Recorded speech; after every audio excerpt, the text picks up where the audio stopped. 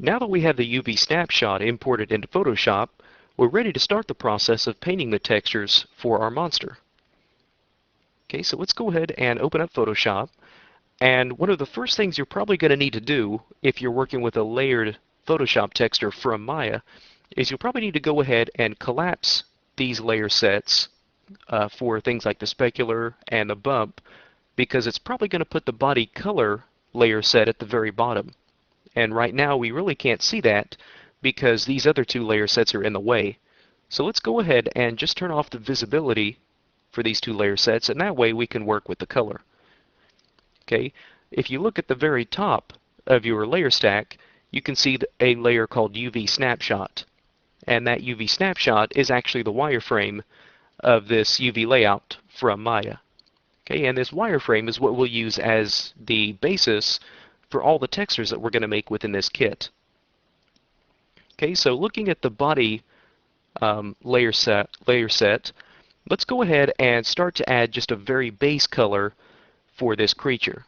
So the color for this creature I want to be sort of a bluish purple color, or sort of a grayish purple. Okay, so what we can do is click on this black swatch, and that'll bring up this color picker.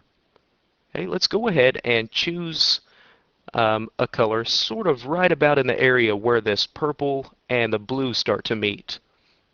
Okay, something kind of over here.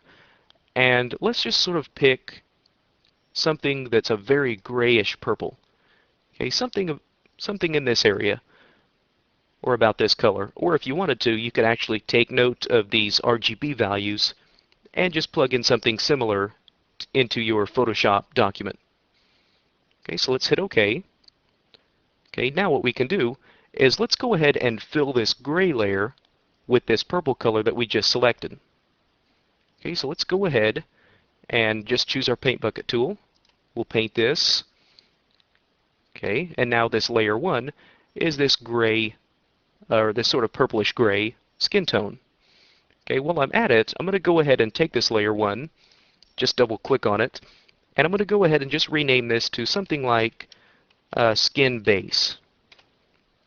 Okay, I always try and make it a habit to go in and rename these layers as I work with it, and it'll really make it just a lot easier to work with, especially once we get 10, 15, 20 layers within here. It'll be really nice to be able to have these named. Okay, so now that we've got this purple color selected, what I would really like to do is go in and add a little bit of color variation to this skin. So that way we're not left with just this very plastic looking skin tone. Okay, so let's go back over to our color chooser. Okay, we'll click on this little double-sided arrow up in the corner, and that will switch these colors around. Okay, so now with this white color active, let's click on this.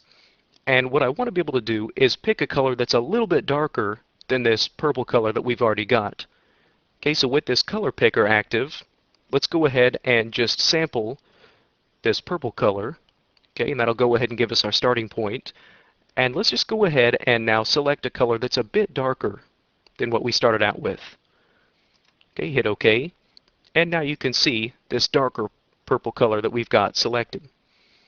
Okay, so with these two colors set as your foreground and background color, and let's go ahead and make sure that we've got this skin base layer selected.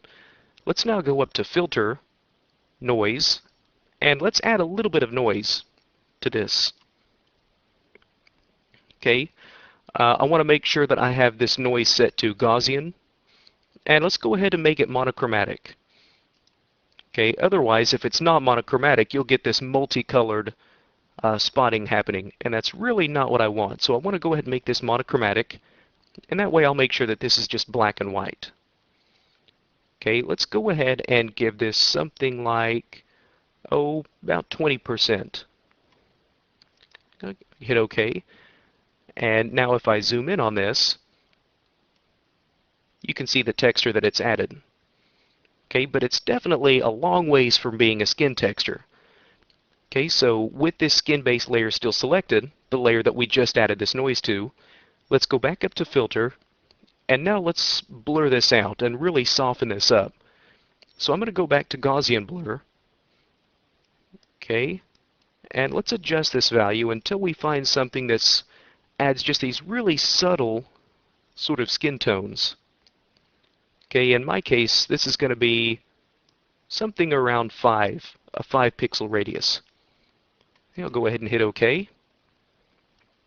And now what we have is just a little bit of subtle skin variation that we can then use to build on top of for some of our more detailed skin tones.